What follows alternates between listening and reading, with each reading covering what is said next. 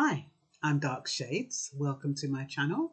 If it's the first time you're passing through, you're welcome to put the thumbs up, the thumbs down. I'd be grateful if you would subscribe because it's a fairly new channel. It actually came out a little while ago, but I've just revived it over the last 2 to 3 weeks and decided to dedicate this particular channel to kind of a self-care, self-help counselling channel. And so I'll more or less talk about relationships from here on. In the past, you're going to see all and sundry, but my recent focus is going to be on relationships, really.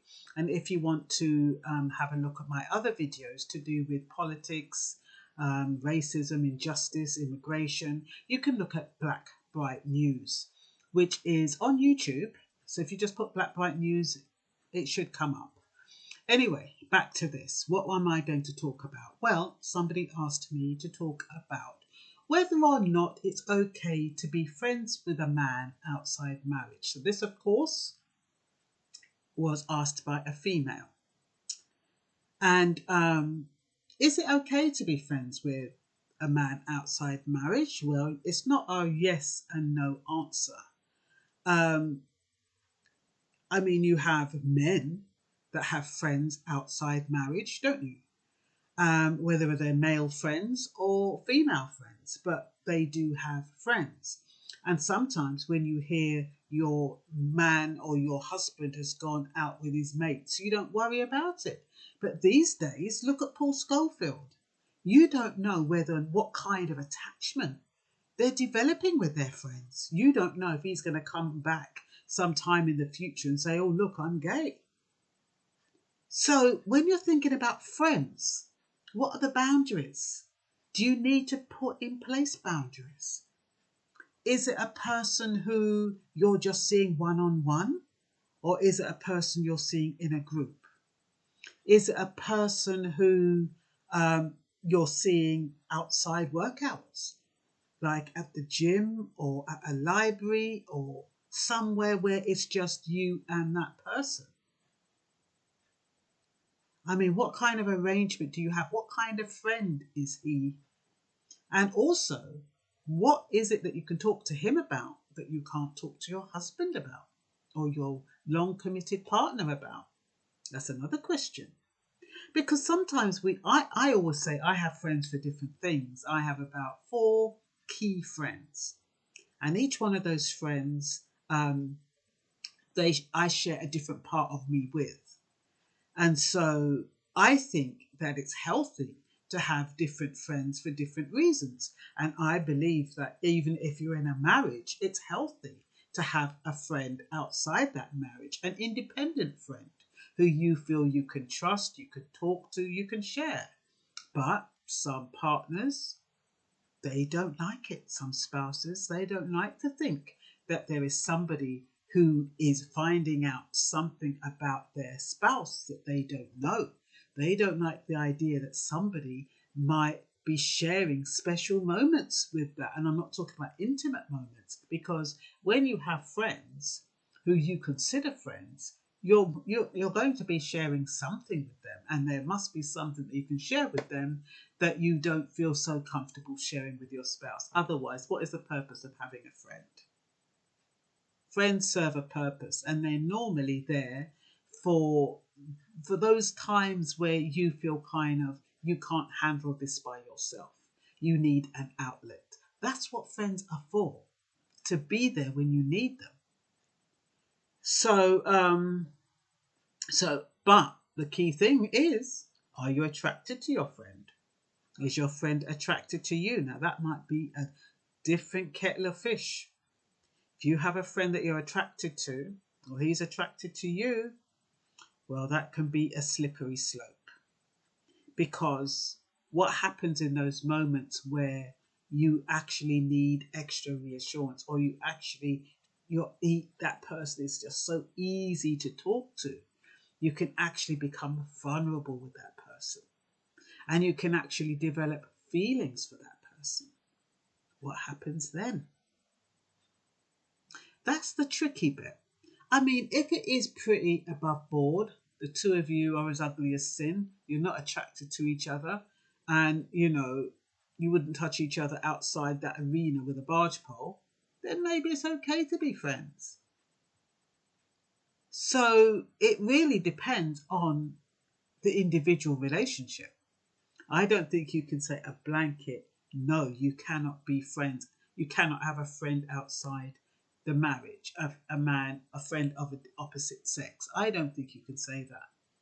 Because like I said, I've got lots of friends. I don't actually see them. Well, I don't know if I could call them male friends really. Because it's not like I call them up and I can have chats with them. It's not like that. I mean, the most I probably do is share a WhatsApp thing. So I can't really call them friends. And so I can't really say I have male friends per se. I'm trying to think, have I got any male friends? I think I have an ex-partner who's not in the country, who I would consider a friend and who I feel I could talk to about anything. So I guess that person would be a friend, but that person, number one, is out of the country. Number two, when I do speak, it might be once every 3 months. So I don't think, but I guess if I did need to speak to that person, I could call and talk. So that person isn't a threat. He wouldn't be a threat to my relationship. But if you're in a marriage or a committed relationship, I would ask myself, is this person a threat? Could this person threaten my marriage? Is it that kind of friend? And only you will know that. Only you will know whether or what kind of friend this person is. And whether or not he's just good company. Some people are just good company. And you get on well with them. And there's nothing more. But like I said, it all depends. Sometimes getting on well with somebody, things can develop and you can get closer and closer. But it's all depends what you want. I mean, maybe that's what you want. Maybe you need a little bit of, EXT. Maybe you do. I don't know. So what are the boundaries? Only meet at work, gym, public. Don't communicate outside these areas. Keep it platonic. This is if you don't want to have a fling or an affair with a friend and you want to save your marriage, and so you put these boundaries in. Because in and of itself, it's okay to have a friend outside your marriage who your partner doesn't know. But it all depends how disciplined you are and what the motivation is behind the friendship.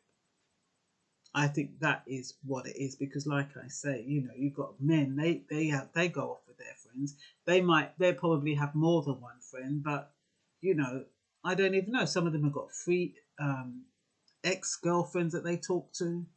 Some of them have got colleagues that they talk to who are women. What do you say? I mean, you more or less trust them and let them get on with it. So I don't see what the difference is. It is about trust. Trusting yourself and your spouse trusting you. That's what it's really about. Because you can only let happen what you want to happen.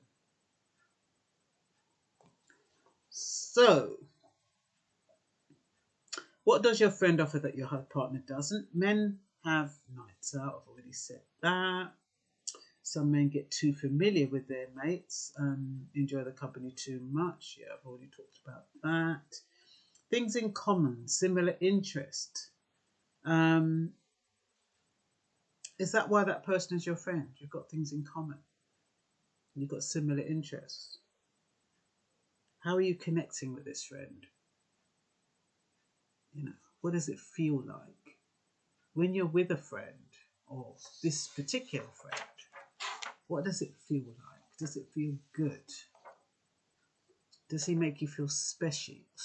Does he acknowledge you? Does he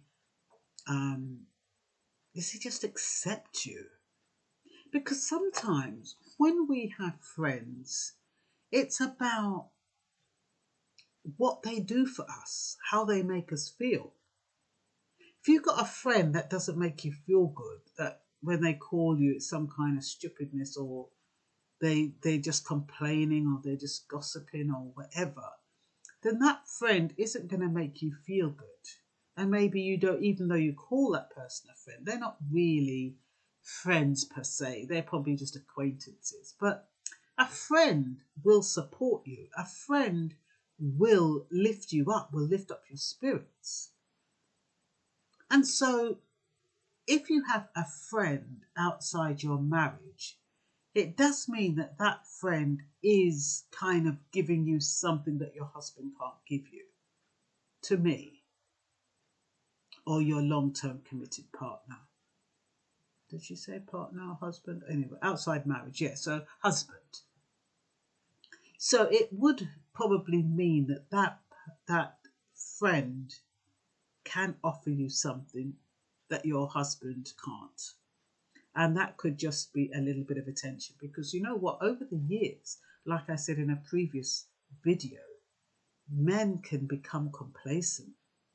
I've got you. You're my wife. I don't have to bother anymore. I don't have to try any harder. And if they can work at making you look a certain way, they can feel even safer when you go out. If you start looking good, then they're going to have to start pull their weight. But some of them, they just want you to look like them. So they know that nobody ain't going to be looking at you, especially if you're a good-looking woman. Some of them say, oh, you know, come and eat a few more dumpling. You know, some of them will cook for you. All these fattening foods, they'll cook. I said, come on, sweetheart. Come yam some of them food here. Make you big and strong. That time they're trying to make you look buff and big and fat. Back in the olden days, my mum always used to say, you know, they just want you barefoot and pregnant. First thing you hear them say, Mama, my love, you have a picnic for you, you know. Love, you have a picnic for you. You know, all they want to do is keep you in the house. They don't want anybody else to have you or see you. And they know that nobody's going to look at you while you're pregnant, even though some people do. So, you know, sometimes, if you know, when you're in a marriage, because they become complacent, that is why people need friends outside that marriage. Because that marriage has kind of got stale. So, are you connecting on a deeper level with this friend of yours? Do you seek solace in each other?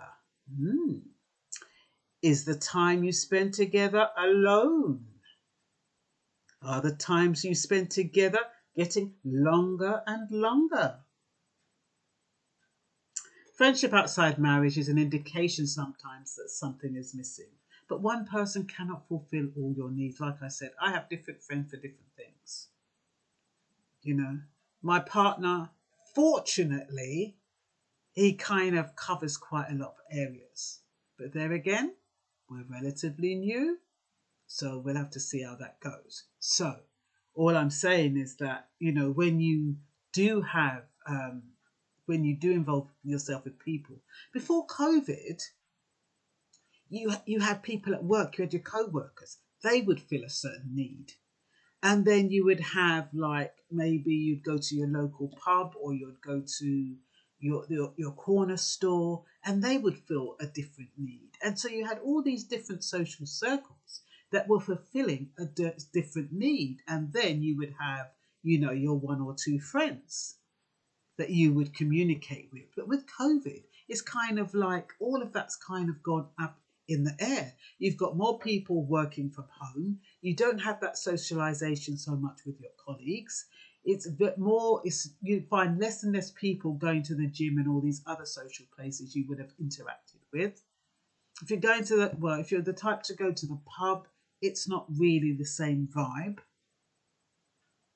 And, you know, and so all you've got is friends who are feeling the same way you do and are experiencing similar things that you're experiencing. So you've got something in common. So, you know, it's your lifeline. You need it. You put down the friend, you probably start going crazy, because we all need something to balance our lives. Whatever it is that makes you feel good, whatever it is that stimulates you, hold on to it. Don't let anyone take it away. There's so many joy stealers out there, people out there to steal your joy. Yes, you're married, but that doesn't mean your life stops. That doesn't mean that you're not allowed to be happy anymore. That doesn't mean that you can't have outside enjoyment. Even more so, you need outside enjoyment. Can you imagine being cooped up with the same person for all these bloody years? And you've got no outside little release. You need it. So, is it okay to be a friend with a man outside marriage? I would say yes, but just check yourself. That's all I would say. Because only you can determine what that friend can turn into, or whether that friend is just a friend and you're quite happy with that. But whatever it is, it's your business. You don't have to worry about anybody else. You know, it's about you. You satisfying your needs. And if there's a friend who satisfies your need intellectually, emotionally, then why not? That's what I say. But who am I? All I'm saying is we have some co-workers who end up as lovers, secret lovers, and then they end up even the spouse. I always give